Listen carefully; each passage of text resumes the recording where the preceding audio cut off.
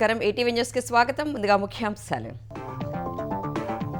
టీటీడీకి కల్తీ నెయ్యి సరఫరా వ్యవహారంలో చెవిరెడ్డి భూమన పాత్ర. సర్కారుకు ఇచ్చిన నివేదికలో ఏకసభ్య కమిషన్ స్పష్టీకరణ. తెలంగాణలో ధాన్యం సేకరణ వేగవంతం చేయాలన్న సీఎం. సమస్యల పరిష్కారానికి తక్షణమే చర్యలు తీసుకోవాలని ఆదేశం. తెలంగాణలో మంత్రివర్గ విస్తరణ మరింత ఆలస్యం. కేరళ ఎన్నికల ఫలితాలను బట్టి నిర్ణయం తీసుకోనున్న కాంగ్రెస్ అధిష్టానం.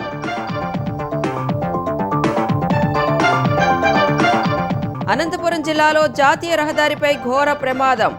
బొలెరో బైక్ ఢీకొని 2 యువకులు సజీవ దహనం. నేడు దేశవ్యాప్తంగా నీట్ యూజీ నిర్వహణ. హాజరు కానున్న 22.8 లక్షల మంది అభ్యర్థులు. తెలుగు రాష్ట్రాల్లో 379 కేంద్రాల ఏర్పాటు. పశ్చిమ బెంగాల్ ఫాల్తా నియోజకవర్గం మొత్తం రీపోలింగ్. అవకతవకల ఫిర్యాదులపై ఈసీ నిర్ణయం. ఈ నెల 21న ఓటింగ్, 24న ఫలితాలు. యుద్ధంపై ఇరాన్, అమెరికా మధ్య మరోసారి సంప్రదింపులు. టెహ్రాన్ పంపిన తాజా ప్రతిపాదనను పరిశీలిస్తున్నట్లు ట్రంప్ వెల్లడి.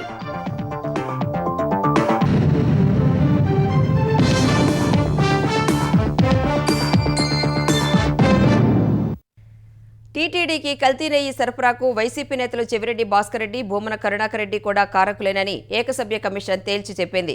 కొనుగోలు కమిటీ సభ్యుల హోదాలో టెండరు నిబంధనల సడలింపునకు పచ్చజెండా ఊపారని వెల్లడించింది.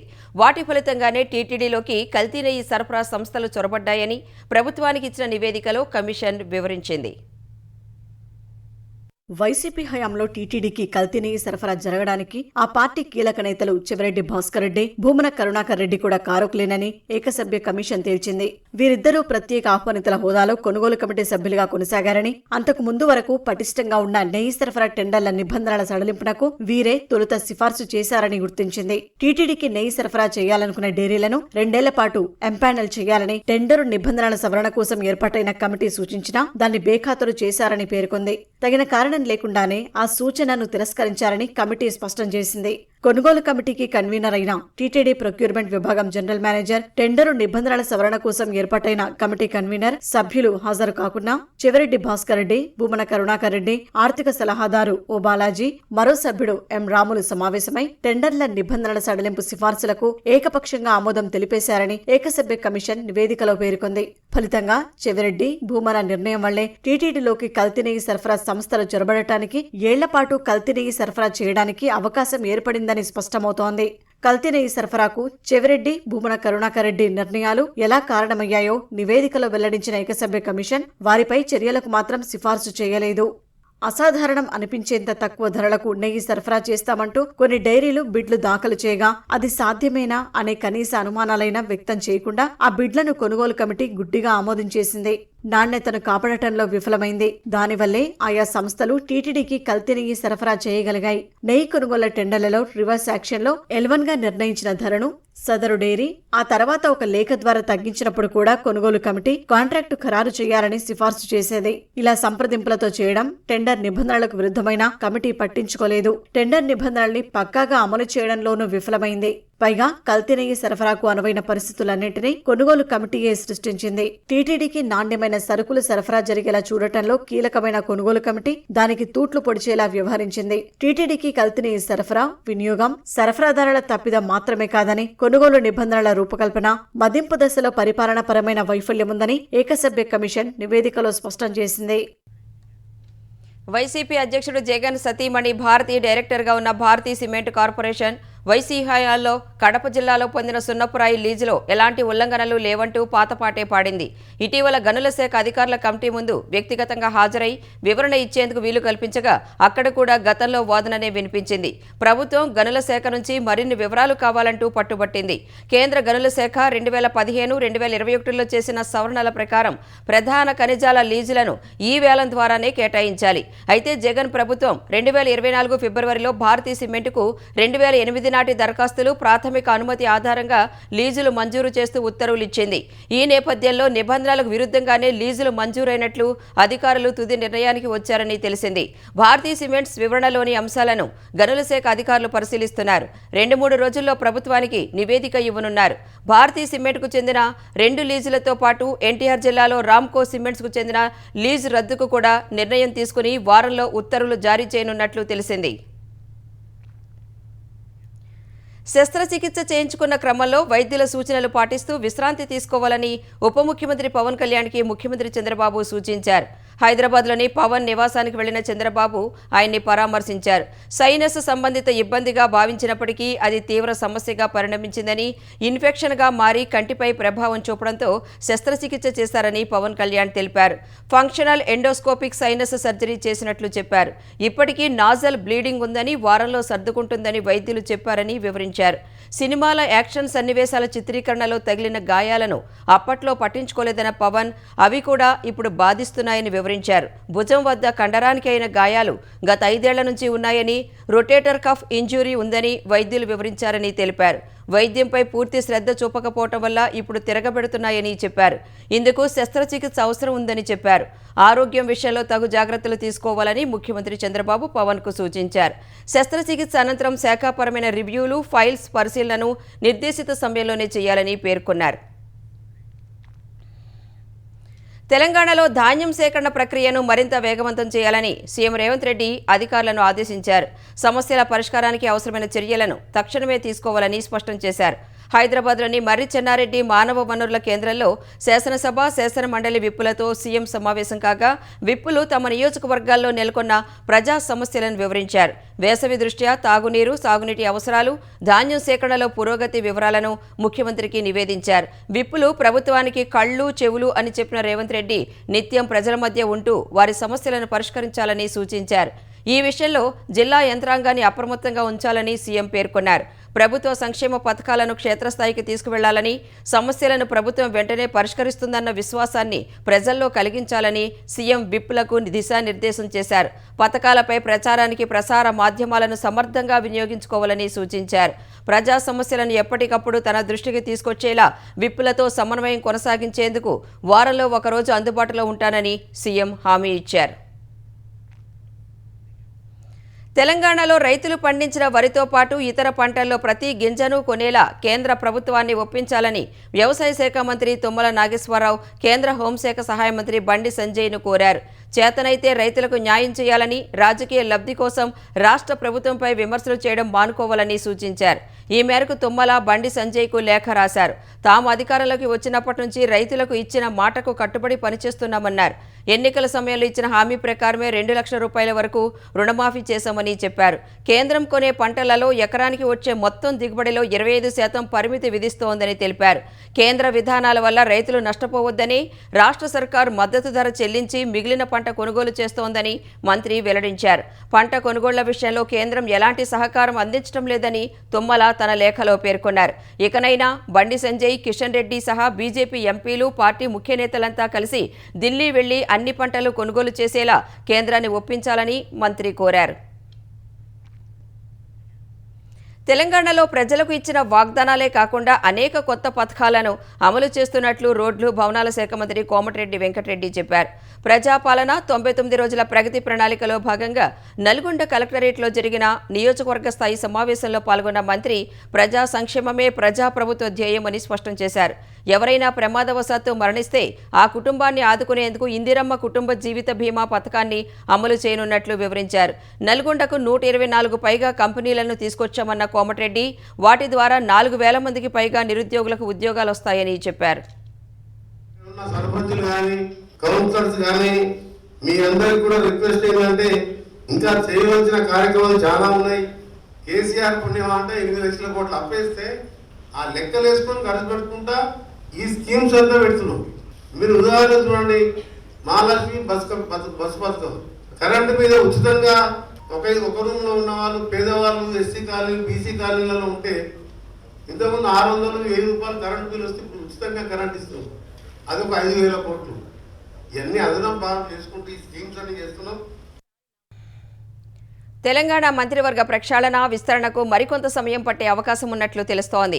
5 అసెంబ్లీల ఎన్నికల ఫలితాలు, ప్రత్యేకించి కేరళలో యూడీఎఫ్కు మెజార్టీ వస్తే ఆ రాష్ట్ర సీఎం ఎవరన్నది తేలిన తర్వాతే కాంగ్రెస్ అధిష్టానం తెలంగాణలో మంత్రివర్గ విస్తరణపై దృష్టి సారించే అవకాశం ఉంది. సీఎం రేవంత్ రెడ్డి మాటకే ఆమోదముద్ర అవకాశం ఉన్నా కొందరి మంత్రుల వ్యవహార శైలిపై అధిష్టానం అసంతృప్తితో ఉన్నందున వారిని మార్చాలని సూచించవచ్చని తెలుస్తోంది. మంత్రివర్గంలోకి మరో 2 తీసుకునే అవకాశం ఉంది. అందులో ఓ స్థానాన్ని ఎస్టీలకు కేటాయించే వీలుంది. బాలు నాయక్, రామచంద్ర నాయక్ వంటి వారు ఈ వర్గం నుంచి మంత్రి పదవి ఆశిస్తున్నారు. మరో స్థానం కోసం ఎవరిని ఎంపిక చేస్తారని ప్రశ్నార్థకంగా మారింది. మాజీ మంత్రి, senior MLA P Sudarshan Reddy, Komatireddy Rajagopal Reddy వంటి వారు మంత్రి పదవి ఆశిస్తున్నారు. పశ్చిమ బెంగాల్లోని ఫాల్తా నియోజకవర్గంలో రీపోలింగ్కు కేంద్ర ఎన్నికల సంఘం ఆదేశించింది. ఏప్రిల్ 29న జరిగిన పోలింగ్ సమయంలో ఫాల్తా నియోజకవర్గంలోని పలు కేంద్రాల్లో అవకతవకలు, ప్రజాస్వామ్య ప్రక్రియకు విఘాతం కలిగించే ఘటనలు చోటు చేసుకున్నట్లు నిర్ధారణ అయిందని వెల్లడించింది. ఫలితంగా ఆ నియోజకవర్గంలోని మొత్తం 285 పోలింగ్ బూతుల్లో రీపోలింగ్ ఉంటుందని ఈసీ పేర్కొంది. ఈ నెల 21న అన్ని కేంద్రాల్లో ఉదయం 7 గంటల నుంచి సాయంత్రం 6 గంటల వరకు పోలింగ్ ఉంటుందని వెల్లడించింది. మే 24న ఓట్ల లెక్కింపు జరుగుతుందని ఈసీ పేర్కొంది. సాధారణంగా 1 లేదా కొన్ని పోలింగ్ కేంద్రాల్లో రీపోలింగ్ నిర్వహిస్తారు. కానీ ఒకేసారి ఒక అసెంబ్లీ నియోజకవర్గంలోని అన్ని కేంద్రాల్లో రీపోలింగ్ నిర్వహించాలని ఆదేశించడం అత్యంత అరుదైన చర్య అని విశ్లేషకులు అంటున్నారు. అటు డైమండ్ హార్బర్, మగ్రాహత్ పశ్చిమ నియోజకవర్గాల్లోని 15 పోలింగ్ కేంద్రాల్లో ఇప్పటికే ఈసీ శుక్రవారం రీపోలింగ్ నిర్వహించింది. 2 విడతల్లో జరిగిన బెంగాల్ అసెంబ్లీ ఎన్నికల ఫలితాలు సోమవారం వెలువడనున్నాయి. దేశవ్యాప్తంగా జాతీయ వైద్య విద్యా ప్రవేశ పరీక్ష నీట్ 2026 నేడు జరగనుంది. మధ్యాహ్నం 2 గంటల నుంచి సాయంత్రం 5 గంటల వరకు నీట్ పరీక్షను నిర్వహించనున్నట్లు ఎన్టీఏ తెలిపింది. తెలంగాణలో హైదరాబాద్ సహా మొత్తం 24 పట్టణాల్లోని 199 కేంద్రాల్లో నీట్ పరీక్షను నిర్వహించనున్నట్లు వెల్లడించింది. హైదరాబాద్లో 69 కేంద్రాల్లో నీట్ పరీక్ష జరగనుంది. దేశవ్యాప్తంగా సుమారు 22.8 లక్షల మంది విద్యార్థులు నీట్ పరీక్షకు హాజరు కానున్నారు. తెలంగాణ నుంచి 73,000 మంది, ఏపీ నుంచి 45,000 మందికి పైగా పరీక్ష రాయనున్నారు. ఏపీలో 180 కేంద్రాలు సిద్ధం చేశారు. మధ్యాహ్నం 2 గంటలకు పరీక్ష ప్రారంభం కానుండగా ఉదయం 11 గంటల నుంచి 1:30 వరకు విద్యార్థులను పరీక్షా కేంద్రాల్లోనికి అనుమతిస్తారు. విద్యార్థులు రిపోర్టింగ్ సమయానికి కనీసం గంట ముందే పరీక్షా కేంద్రాలకు చేరుకోవాలని అధికారులు సూచించారు. తెలంగాణ గురుకుల జూనియర్ కాలేజీలు, కస్తూర్బా గాంధీ బాలికల విద్యాలయాల్లో ఇంటర్ మొదటి ఏడాది ప్రవేశాల కోసం నేడు ప్రవేశ పరీక్ష జరగనుంది. తెలంగాణ గురుకుల విద్యాలయాల సంస్థ నిర్వహించే ఈ పరీక్ష ద్వారా తెలంగాణలోని 35 గురుకుల జూనియర్ కాలేజీలు సహా 93 కస్తూర్బా గాంధీ బాలికల విద్యాలయాల్లో సీట్లను భర్తీ చేయనున్నారు. 2026-27 విద్యా సంవత్సరానికి ప్రవేశాల కోసం నిర్వహించే ఈ పరీక్ష కోసం మొత్తం 76,174 మంది విద్యార్థులు నమోదు చేసుకున్నట్లు గురుకుల విద్యాలయాల సంస్థ ప్రకటించింది. తెలంగాణలోని 317 కేంద్రాల్లో ఈ పరీక్ష నిర్వహిస్తున్నట్లు తెలిపింది. ఉదయం 10 గంటల నుంచి మధ్యాహ్నం 12:30 వరకు పరీక్ష జరగనుంది. విద్యార్థులు గంట ముందే పరీక్షా కేంద్రాలకు చేరుకోవాలని గురుకుల విద్యాలయాల సంస్థ సూచించింది. తెలంగాణలో చెరువులకు జిల్లాల వారీగా కమిటీలను ఏర్పాటు చేయాలని అధికారులు నీటిపారుదల శాఖ మంత్రి ఉత్తమ్ కుమార్ రెడ్డి ఆదేశించారు.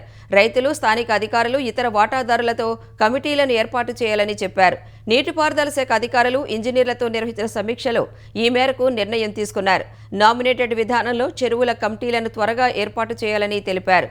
రాష్ట్రంలో చెరువుల పరిస్థితి, అభివృద్ధిపై వ్యవసాయ, రైతు సంక్షేమ కమిషన్ చైర్మన్ కోదండరెడ్డి నేతృత్వంలోని కమిషన్ ఇచ్చిన నివేదికను మంత్రి ప్రశంసించారు. కమిషన్ సిఫార్సులను ముఖ్యమంత్రి దృష్టికి తీసుకువెళ్తానన్న ఆయన తక్షణం ఆచరణాత్మక అంశాలపై దృష్టి సారిస్తామని చెప్పారు. రాష్ట్ర వ్యాప్తంగా నిర్దిష్ట కాల పరిమితితో చెరువుల పునరుద్ధరణ జరగాలన్న మంత్రి ఉత్తమ్ వేసవిలో చెరువుల పూడికతీతను అత్యవసర ప్రాధాన్యతగా ప్రకటించారు. నెలన్నర క్రితమే ఆదేశాలు జారీ చేసినప్పటికీ పునరుద్ధరణ పనులను ఎందుకు చేపట్టలేదని ఇంజనీర్లను నిలదీశారు. పూడికతీతతో ప్రారంభించి కట్టల బలోపేతం, తూముల మరమ్మతులు, పరివాహక ప్రాంత అభివృద్ధి ద్వారా చెరువుల పునరుద్ధరణ చేయాలని తెలిపారు. పునరుద్ధరణ పనులతో పాటు పరివాహక ప్రాంతాల పరిరక్షణ, ఎఫ్టీఎల్ నిర్ధారణ, ఆక్రమణల తొలగింపును సమాంతరంగా చేపట్టాలని చెప్పారు. ప్రధాని నరేంద్ర మోదీ ఈ నెల 10న తెలంగాణ పర్యటనను విజయవంతం చేయడమే లక్ష్యంగా బీజేపీ పెద్ద ఎత్తున చర్యలు చేపట్టింది. కేంద్ర మంత్రి కిషన్ రెడ్డి హిమాయత్ నగర్, నారాయణగూడలో స్వయంగా వాల్ రైటింగ్ క్యాంపెయిన్ ప్రారంభించారు. రాష్ట్ర నలుమూలల నుంచి ప్రజలు సభలో పాల్గొనాలని పిలుపునిచ్చారు. కేంద్రంలో మూడోసారి బీజేపీ ప్రభుత్వం ఏర్పడిన తర్వాత మొదటిసారి తెలంగాణకు ప్రధాని రావడం సంతోషకరమని బీజేపీ ఓబీసీ మోర్చా జాతీయ అధ్యక్షుడు, రాజ్యసభ సభ్యుడు లక్ష్మణ్ అన్నారు. తెలంగాణపై మోదీకి ఉన్న మమకారంతోనే వస్తున్నారని పేర్కొన్నారు. పాలమూరు జిల్లాలో 3,100 కోట్లతో రహదారులకు ప్రధాని భూమి పూజ చేస్తారని మహబూబ్నగర్ ఎంపీ డీకే అరుణ చెప్పారు. ప్రధాని మోదీ బహిరంగ సభను విజయవంతం చేయాలని పార్టీ శ్రేణులకు మల్కాజ్గిరి ఎంపీ ఈటెల రాజేందర్ పిలుపునిచ్చారు. సికింద్రాబాద్లోని ఓ ప్రైవేటు గార్డెన్స్లో జరిగిన సమావేశంలో పాల్గొన్న ఈటెల దాదాపు 1,00,000 మంది జన సమీకరణ మల్కాజ్గిరి నుంచే జరగనున్నట్లు ఆయన తెలిపారు. ఔటర్ రింగ్ రోడ్డుపై ప్రమాదాల నివారణకు తక్షణమే కఠిన చర్యలు చేపట్టాలని డీజీపీ సివి ఆనంద్ ట్రాఫిక్ అధికారులకు సూచించారు. ఇటీవల చోటు చేసుకున్న వరుస ప్రమాదాల పట్ల సీఎం రేవంత్ రెడ్డి ఆందోళన వ్యక్తం చేశారన్న ఆయన వాహనాల వేగాన్ని నియంత్రించడం సహా భద్రతా ప్రమాణాల అమల్లో రాజీ పడకూడదని స్పష్టం చేశారు. నగరంలో వాహనదారులు, సామాన్య ప్రజలకు ఎలాంటి అసౌకర్యం కలగకుండా ట్రాఫిక్ పోలీసులు తమ విధులను సమర్థంగా నిర్వహించాలని దిశానిర్దేశం చేశారు.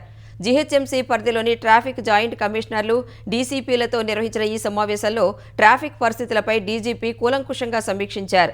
నగరంలో నానాటికి పెరుగుతున్న వాహనాల రద్దీని దృష్టిలో పెట్టుకుని ఎప్పటికప్పుడు సరికొత్త వ్యూహాలు అనుసరించాలని, అవసరమైన చోట నియంత్రణ చర్యలు చేపట్టాలని సూచించారు. రోడ్డు భద్రతను మరింత బలోపేతం చేసే దిశగా రాష్ట్ర ప్రభుత్వం త్వరలోనే traffic management and road safety బ్యూరోను ఏర్పాటు చేయనుందని తెలిపారు. ట్రాఫిక్ నిర్వహణలో ఇది కీలక పాత్ర పోషిస్తుందని ఆశాభావం వ్యక్తం చేశారు. ట్రాఫిక్ నిబంధనల ఉల్లంఘనలపై ఉక్కుపాదం మోపాలన్న డీజీపీ డ్రంక్ అండ్ డ్రైవ్ తనిఖీలు, హెల్మెట్, సీట్ బెల్ట్ ధరించని వారిపై చట్ట ప్రకారం వ్యవహరించాలని స్పష్టం చేశారు. క్షేత్రస్థాయిలో నిరంతరం తనిఖీలు చేపట్టాలని సూచించారు. అనంతపురం జిల్లా కూడేరు మండలం అర్వకూరు వద్ద జాతీయ రహదారిపై ఘోర రోడ్డు ప్రమాదం జరిగింది. మంటల్లో చిక్కుకుని 2 యువకులు సజీవ దహనమయ్యారు. కూడేరు మండలం అర్వకూరు వద్ద జాతీయ రహదారిపై బొలేరో వాహనం ఆటోను ఢీకొట్టింది. తరువాత ఇదే దారిలో వేగంగా వస్తున్న ద్విచక్ర వాహనాన్ని ఢీకొట్టింది. ఒక్కసారిగా ద్విచక్ర వాహనంలో మంటలు చెలరేగి బైక్పై ఉన్న 2 యువకులు సజీవ దహనమయ్యారు. మృతులు వజ్రకరూరు మండలం పందికుంటకు చెందిన అజిత్ కుమార్, ఆకాష్గా పోలీసులు గుర్తించారు. ఈ ప్రమాద ఘటనపై కేసు నమోదు చేసుకుని దర్యాప్తు చేస్తున్నారు. పశ్చిమాసియాలో నెలకొన్న ఉద్రిక్తతలను తగ్గించి యుద్ధాన్ని ముగించేందుకు ఇరాన్ పంపిన కొత్త ప్రతిపాదనను పరిశీలిస్తున్నట్లు అధ్యక్షుడు డొనాల్డ్ ట్రంప్ వెల్లడించారు. శనివారం మీడియాతో మాట్లాడిన ఆయన ఇరాన్ తాజా ప్రతిపాదనపై మరిన్ని వివరాలు త్వరలోనే తెలియజేస్తానని తెలిపారు. యుద్ధాన్ని ముగించే చర్చల్లో భాగంగా అమెరికా పంపిన 9 అంశాల ప్రతిపాదనకు ప్రతిగా ఇరాన్ 14 అంశాలతో కూడిన పత్రాన్ని పాకిస్తాన్ ద్వారా పంపినట్లు సమాచారం. ఈ మేరకు ఇరాన్ రెవల్యూషనరీ గార్డ్స్, ఐఆర్జీసీకి సన్నిహితంగా ఉండే తస్నీం, ఫార్స్ వార్తా సంస్థలు ఈ విషయాన్ని ధృవీకరించాయి. ఈ వారంలోనే ఇరాన్ పంపిన ప్రతిపాదనను ట్రంప్ తిరస్కరించినప్పటికీ చర్చలు కొనసాగుతున్నట్లు స్పష్టమవుతోంది.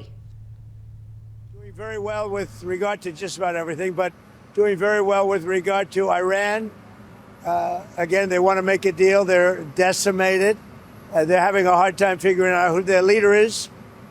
They don't know who their leader is because their leader is gone. Their former leader, Khomeini. But we'll see. Have you worked the proposal that Iran was proposing? No, I haven't. I'm looking at it up here. I'll let you know about it later. అమెరికాతో చర్చలకైనా యుద్ధానికైనా తాము సిద్ధంగా ఉన్నామని Iran తేల్చి చెప్పింది. Ball ఇప్పుడు America కోర్టులో ఉందని, ఏది కావాలో నిర్ణయం తీసుకోవాల్సిన బాధ్యత వారిపైనే ఉందని స్పష్టం చేసింది. ఈ మేరకు ఇరాన్ విదేశాంగ సహాయ మంత్రి కాజిం గరీబాబాదీ ప్రకటన చేశారు. తమ జాతీయ ప్రయోజనాలు, భద్రతను కాపాడుకునేందుకు ఇరాన్ సిద్ధంగా ఉందన్నారు. ఇందుకోసం దౌత్యపరమైన చర్చలు లేదా యుద్ధం అనివార్యమైతే దానికి కూడా ఇరాన్ సిద్ధంగా ఉందని గరీబాబాదీ హెచ్చరించారు. యుద్ధం ముగింపు కోసం ఇరాన్ తన తాజా శాంతి ప్రణాళికను మధ్యవర్తిగా ఉన్న పాకిస్తాన్కు అందజేసింది. అయితే ఈ శాంతి ప్రణాళికపై అమెరికా అధ్యక్షుడు డొనాల్డ్ ట్రంప్ అసంతృప్తి వ్యక్తం చేశారు. ఈ పరిణామాలపై స్పందించిన గరీబాబాదీ ఇరాన్ చేయాల్సిన ప్రయత్నాలన్నీ చేసిందని తెలిపారు. హర్యానాలోని గురుగ్రామ్లో అత్యంత దారుణ ఘటన చోటు చేసుకుంది. వజీర్పూర్ గ్రామానికి చెందిన వ్యక్తి తన భార్యతో పాటు 4 పిల్లలకు విషమిచ్చి దారుణంగా హత్య చేశాడు. అనంతరం ఆత్మహత్యకు యత్నించాడు. స్థానికులు అతన్ని ఆసుపత్రికి తరలించారు. శనివారం రాత్రి నిందితుడి నివాసంలో 5 మృతదేహాలను పోలీసులు గుర్తించారు. మృతుల్లో నిందితుడి భార్య, 3 కుమార్తెలు, 1 కుమారుడు ఉన్నారు. ఘటనా స్థలంలో ముక్కలైన ఒక మొబైల్ ఫోన్ను కూడా పోలీసులు స్వాధీనం చేసుకున్నారు. పోలీసుల ప్రాథమిక విచారణలో నిందితుడు వృత్తిరీత్యా సెలూన్ నడుపుతున్నట్లు తేలింది. బాధితురాలితో అతనికి 7 ఏళ్ల క్రితం ప్రేమ వివాహం జరిగినట్లు సమాచారం. ఫోరెన్సిక్ నిపుణులు ఘటనా స్థలానికి చేరుకుని ఆధారాలను సేకరించాయి. మృతి చెందిన పిల్లల ముఖాలపై వాపులు సహా బయటకు కనిపిస్తున్న గాయాలను కూడా అధికారులు గుర్తించారు. మృతదేహాలను పోస్టుమార్టం నిమిత్తం తరలించిన పోలీసులు ఈ దారుణ ఘటనపై కేసు నమోదు చేసుకుని విచారణ చేస్తున్నారు. నిందితుడిని విచారణ చేసిన తర్వాత అసలు విషయం తెలిసే అవకాశం ఉందని పోలీసులు పేర్కొన్నారు. జూన్ 12 నుంచి ఇంగ్లాండ్, వేల్స్లో జరిగే మహిళల టీ20 ప్రపంచ కప్ కోసం బీసీసీఐ 15 మందితో జట్టును ప్రకటించింది. కొత్త అమ్మాయి నందిని శర్మ సహా వికెట్ కీపర్, బ్యాటర్ యాస్తికా భాటియాకు జట్టులో చోటు కల్పించింది. స్టార్ బ్యాటర్ హర్మన్ ప్రీత్ కౌర్ నేతృత్వంలో జట్టును ప్రకటించిన బీసీసీఐ ఆమెకు డిప్యూటీగా స్మృతి మందనాను నియమించింది. షెఫాలి వర్మ, జెమిమా రోడ్రిగ్స్, భారతి పుల్మాలి, దీప్తి శర్మ, రిచా ఘోష్, శ్రీచరణి, అరుంధతి రెడ్డి, రేణుకా సింగ్ ఠాకూర్, క్రాంతి గౌడ్, శ్రేయాంక పాటిల్, రాధా యాదవ్లతో జట్టును సెలక్షన్ కమిటీ ప్రకటించింది.